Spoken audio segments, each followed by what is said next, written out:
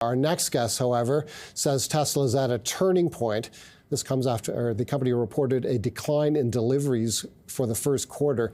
He remains bullish on the stock, however. Let's talk to Dan Ives. He's senior analyst at Wedbush Securities. Dan, I think you heard that clip from Adam Johnson. You've got some colorful quotes on this situation at Tesla as well. In a note yesterday, you call the quarter an unmitigated disaster.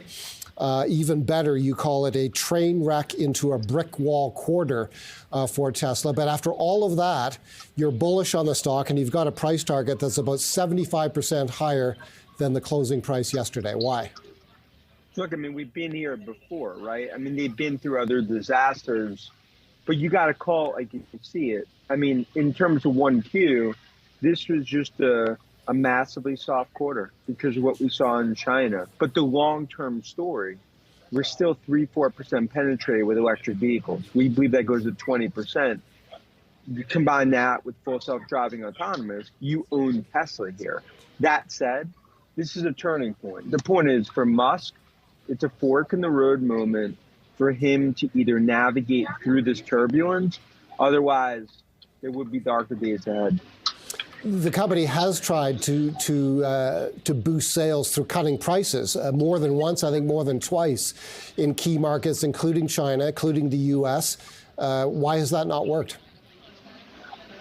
It's demand, right? I mean, if you look at the demand softness in China, that's the hearts and lungs of the growth story. And that's waned. I mean, that's down, call it 3-4% year over year.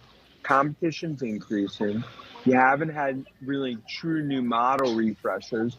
And I think part of it is, I think Tesla underestimated how this was all going to play out. At the same time, I think some of the distractions with Musk has contributed to this.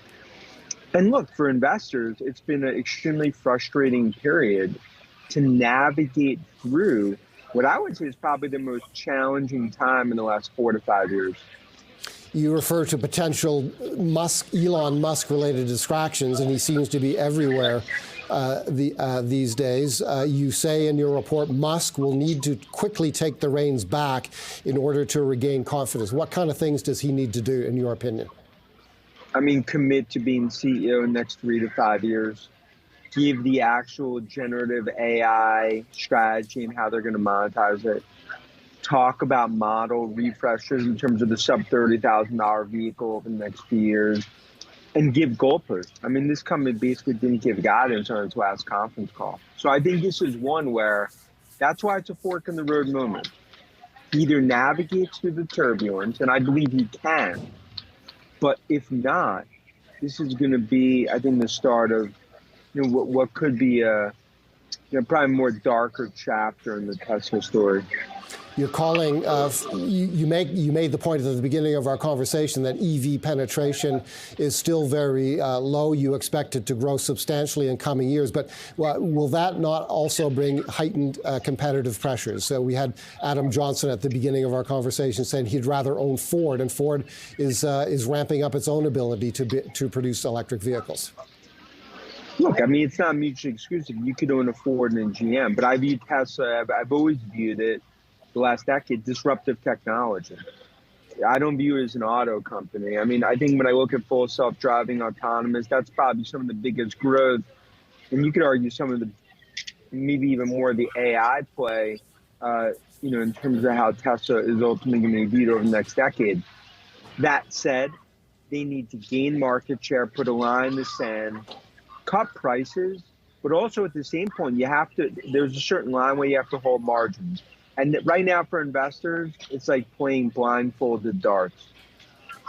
You mentioned autonomous self-driving vehicles a couple of times. Where's that going in the next 5 to 10 years? Are we going to see vehicles on our roads and highways essentially driving themselves? So I think by the end of the decade, 3 to 5% of cars will be fully autonomous. I mean, that's our view. But between now and then, a lot of regulatory technology, we see it on beta on V12 and a bunch of others. You see what Waymo is doing. But for investors, it's about units, growth, margins in the near term. And I think for Musk and Tesla, it's a white knuckle period to navigate through what was just a train wreck quarter in terms of 1Q. Dan, thanks a great deal.